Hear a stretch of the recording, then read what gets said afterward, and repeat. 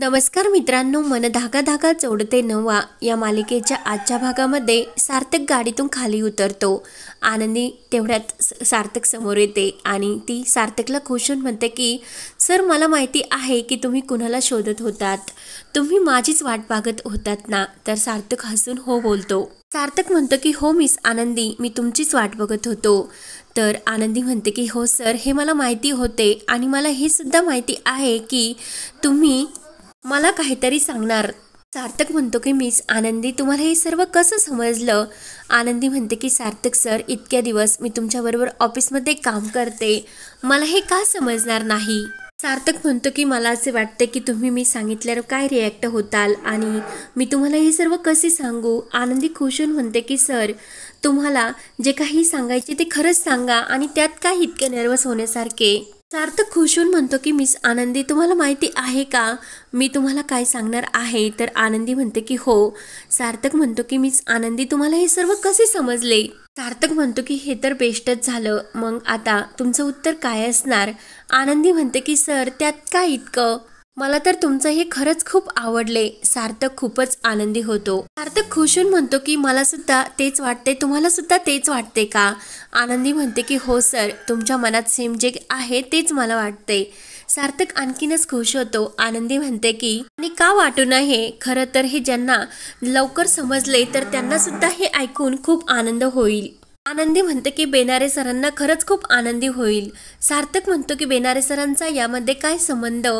आनंदी म्हणते की अहो सर, उद्या त्यांचा वाढदिवस आहे आणि त्यांना जर हे समजले की त्यांना खरंच खूप आनंद होईल। आणि सर, तुम्हाला हीच गोष्ट मला सांगायची होती ना का उद्या बेनारे सरांचा वाढदिवस आहे? तर सार्थकला वेगळाच गैरसमज झालेला असतो आणि आनंदीच्या मनात वेगळेच असते। सार्थक म्हणतो की हेच माझ्या मनातील तुम्हाला समजले का? आनंदी म्हणते की हो, बेनारे सरांना आपण सरप्राईज देणार, ते ऐकून त्यांना खरंच खूप आनंद होईल। आनंदी म्हणते की सर, तुम्हाला हे सर्व आवडले ना, मग उद्या सकाळी लवकर तयारी करण्यासाठी या, आपल्याला बेनारे सरांना सरप्राईज द्यायचं।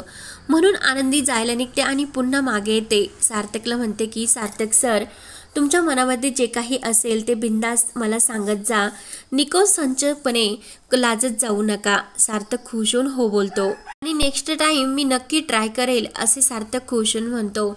आनंदी तेथून निघून जाते। तर सार्थक गाडीजवळ उभं राहतो आणि सार्थक खरंच वाचलो, खूप फजिती झाली असती आता हे सर्व सांगून। तर सार्थक जायला निघतो। त्यानंतर इकडे लीना आणि मनोज आई अण्णांना म्हणत असतात की त्या शेजारच्या काकूंना आनंदीविषयी असे कसे बोलतात, ते त्यांना चांगला धडा आणि जाब विचारायला हवा।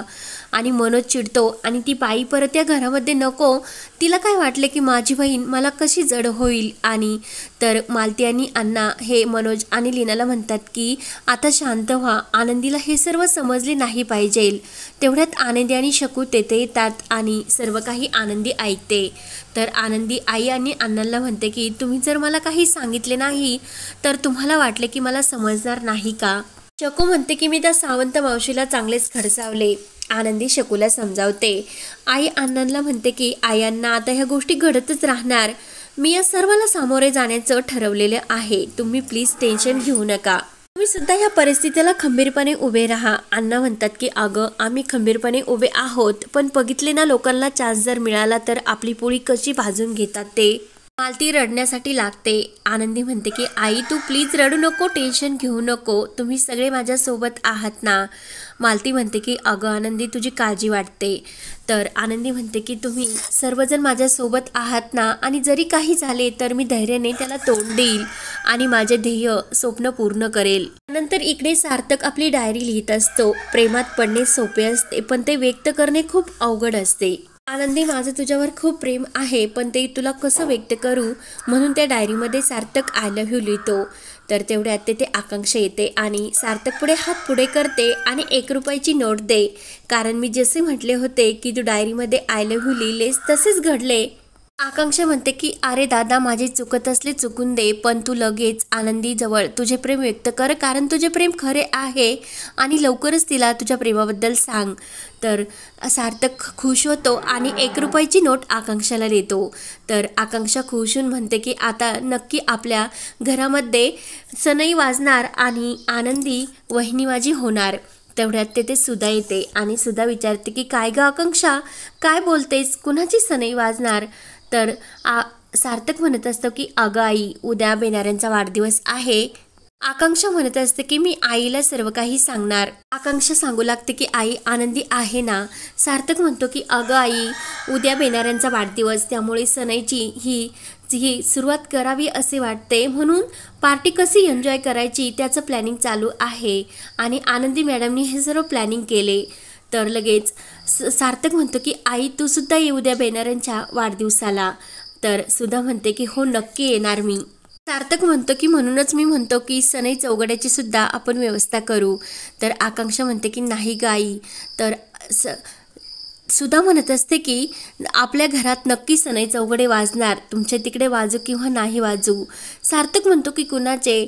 तर सुधा म्हणत असते की तुमच्या दोघांचे सुद्धा लग्नाचे आता वय झाले, त्यामुळे यावर्षी नक्की तुमचा लग्नाचा बार उडवणार आणि रुंदाही आदर्शसाठी सुद्धा मुलगी बघते, त्यामुळे आता या घरात 3 लग्नाचे पार उडणार. त्यानंतर सार्थक आणि आकांक्षा हे एकमेकांच्या मागे पळत असतात की आई अगोदर सार्थक दादाचे. सार्थक म्हणत असतो की नाही, अगोदर आकांक्षाचे. तर सुद्धा खूप खुश होत असते. त्यानंतर इकडे रुंदा येत असते. तेवढ्यात रेश्माचा रुंदाच्या मोबाईलवर फोन येतो. तर रेश्मा म्हणत असते की काय हो, माझा फोन का उचलत नाही?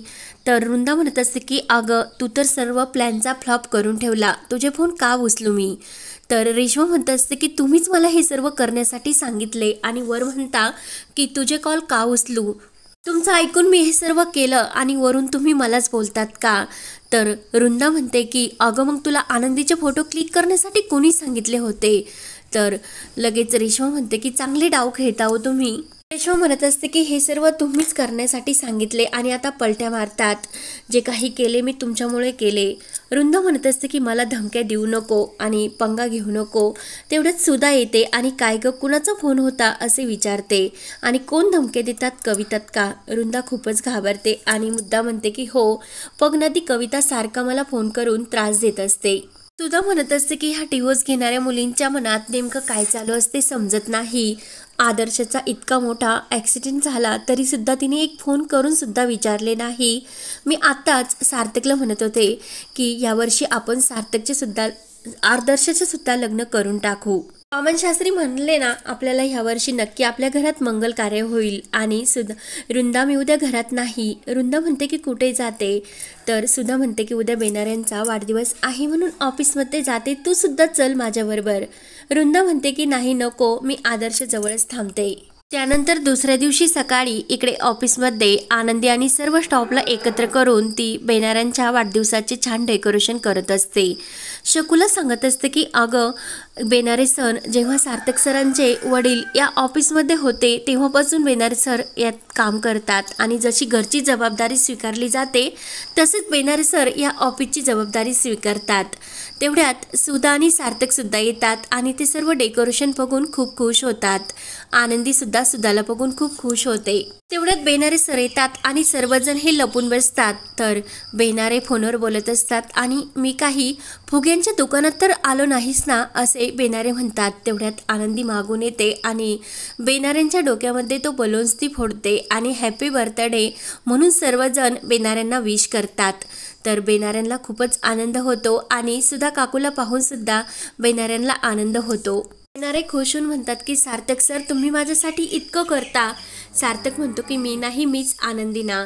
तर आनंदी खुश होऊन हॅपी बर्थडे विश बेनारे सरांना करते. इकडे मालती ही टेन्शनमध्येच विचार करत असते आणि मालती त्या सावंत काकू आणि त्या माणसाचाच विचार करत असतात. भाजी जळते. लीना धावतच येते आणि कसला विचार करता, भाजी सुद्धा जळाली. आजपर्यंत गॅस समोर असताना तुमच्याकडून अशी भाजी कधी जळाली नाही. तर मालतीला आणखीनच टेन्शन आलेले असते आणि त्या माणसाचाच विषय ती लीनाबरोबर काढत असते. मालती म्हणते की अगं त्या माणसाने चक्क येऊन काल आनंदीला मागणी घातली आणि हे असे होतच राहणार, लोकांची तोंड बंद करावीच लागतील. पण आनंदीला हे समजायला हवं, आनंदीने लवकर एकटीने आयुष्य जगू नये, काहीतरी निर्णय घ्यावा. लीना म्हणते की आई आत्ताच तिचा डिव्होर्स झाला, होईल काहीतरी. तर दोघीसुद्धा टेन्शनमध्ये आलेले असतात। त्यानंतर इकडे सुधाही बेनारेंचं मस्त असे औक्षण करते आणि त्यांना खूप भरभरून आशीर्वाद देते। त्यानंतर बेनारे केक कापतात, सर्वजण हॅपी बर्थडे विश करतात। तर बेनारे सर्वांचे आभार मानतात। बेनारे म्हणतो की सार्थक सर चला आता आपण कामाला लागूया। सार्थक म्हणतो की नाही, आज असे म्हणतात नाही, जे ते आहे बेनारे ते सर्व काम होणार आहे, पण आज फक्त धमाल मस्ती करायची, म्हणून सर्वजण एन्जॉय करत असतात आणि आनंदी खूप खुश होऊन एन्जॉय करत असतात। तर सुद्धा ही आनंदीकडेच बघत असते। तर हा भाग येथे संपतो। पुढील भागामध्ये सुधाला आनंदी खूपच आवडलेली असते आणि सार्थकच्या मनात जे काही चालू असते तेच सुधाच्या मनात सुद्धा असते। तर पुढे काय होणार हे पाहण्यासाठी आपल्या चॅनलला नक्की सबस्क्राईब करत राहा। धन्यवाद।